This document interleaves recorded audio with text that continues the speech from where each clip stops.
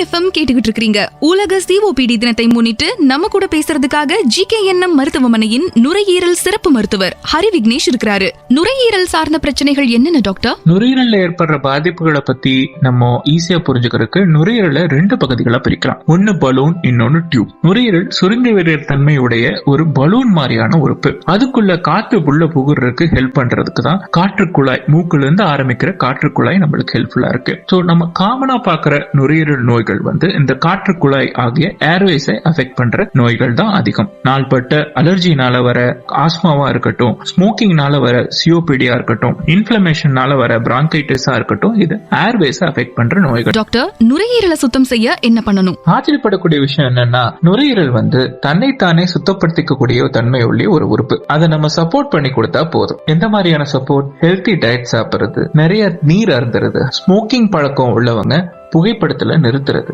வெளியே உள்ள ஏர் பொல்யூஷனை நம்ம காத்துக்கிறது, மாஸ்க் போட்டுக்கிறது, டீப் பிரீத்திங் எக்ஸசைசஸ், பிராணாயாமா போன்ற எக்ஸசைசஸ் பண்றது, பெட்டை சுத்தமா வச்சுக்கிறது, வீட்டை சுத்தமா வச்சுக்கிறது போன்ற விஷயங்கள் பண்றதுனால நம்ம நுரையீரலை பாதுகாப்பா வச்சுக்கலாம். டாக்டர், குளிர்காலத்துல தவிர்க்க வேண்டிய உணவு என்ன, சாப்பிட வேண்டிய உணவு என்ன? உணவை பொறுத்தவரை கொஞ்சம் கூல்ட்ரிங்க்ஸ், ஐஸ்கிரீம்ஸ் அந்த மாதிரியான அவாய்ட் பண்ணிக்கிறது ரொம்ப முக்கியங்க. அன்குக்டு ஃபுட், இந்த பச்சை சாப்பிடுற உணவு வகைகளை கொஞ்சம் தவிர்த்துக்கிறது நல்லது. குளிர்ந்த புளிப்ப பால் பொருட்களை அவாய்ட் பண்றது நல்லது. சாப்பிடக்கூடிய பொருட்கள் என்னன்னு பாத்தீங்கன்னா, வேக வைத்த உணவு, ஈஸியா செரிமானம் ஆகக்கூடிய உணவை எடுத்துக்கிறது ரொம்ப ரொம்ப முக்கியம். அண்ட் சீசனல் வெஜிடபிள்ஸ் நிறைய சாப்பிடுறது, வார்ம் சூப் போன்ற விஷயங்கள் நிறைய சாப்பிடுறது, ஹெர்பல் டீ, இந்த மாதிரியான விஷயங்கள் நிறைய சேர்த்துக்கலாம். வழக்கமா vitamin C, omega 3 fatty acids அதிகமா உள்ள உணவு வகைகளை சாப்பிடுறது நல்லது. டாக்டர், ஆரோக்கியமான நுரையீரல் உள்ள சமுதாயத்தை உருவாக்க மக்கள் என்ன பண்ணணும்? நுரையீரலை பத்தின புரிதலும், நுரையீரல் வியாதிகளை பத்தின புரிதலும் ரொம்ப அவசியம். இது ஒரு மெடிக்கல் பிரச்சனை மட்டும் கிடையாதுங்க. இது ஒரு வாழ்வியல் மற்றும் சுற்றுச்சூழல் பாதிப்பை ஏற்படுத்தக்கூடிய பிரச்சனையும் கூட. நம் நேயர்களாகிய நீங்க எந்த மாதிரியான மாற்றங்களை கொண்டு வர முடியும்னு பார்த்தோம்னா, உங்க ஃப்ரெண்டு ரொம்ப நாளா ஸ்மோக்கிங் பிரச்சனைனால கஷ்டப்பட்டு இருக்காருன்னா அதை வெளிவரக்கூடிய வழிமுறைகளை சொல்லித்தாங்க. தேவையில்லாத பொருட்களை எரிக்கிறதுனால ஏற்படுற காற்று மாசை தடுங்க.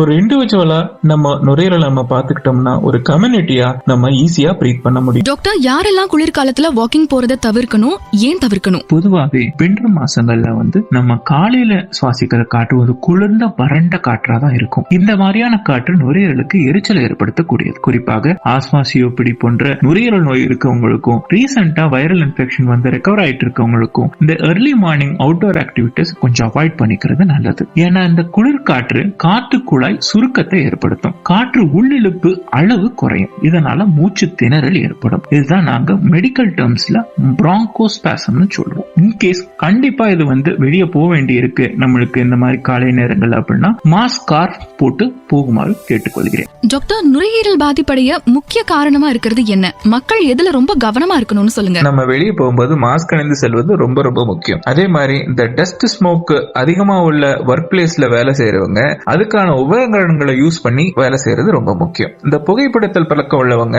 அதை நிறுத்துறது ரொம்ப ரொம்ப முக்கியம். அதனால உங்களுக்கும் பிரச்சனை இல்லாம உங்க பக்கத்துல இருக்கவங்களுக்கும் செகண்ட் ஹேண்ட் ஸ்மோக் மூலியமா பாதிப்பு ஏற்படும். கிரானிக் லங் இஷ்யூஸ் உள்ள வயது முதியவர்கள் vaccination for flu and pneumonia போட்டுக்கிறது ரொம்ப ரொம்ப முக்கியம். ரெகுலர் லங் ஹெல்த் செக்அப்ஸ் பண்ணிக்கிறதும் முக்கியம். வீட்டை வென்டிலேட்டடா வச்சுக்கிறதும் ரொம்ப ரொம்ப அவசியம். நன்றி டாக்டர். அக்கறையுடன் 73 ஆண்டு கால மருத்துவ சேவையில் GKNM மருத்துவமனை, கோவை.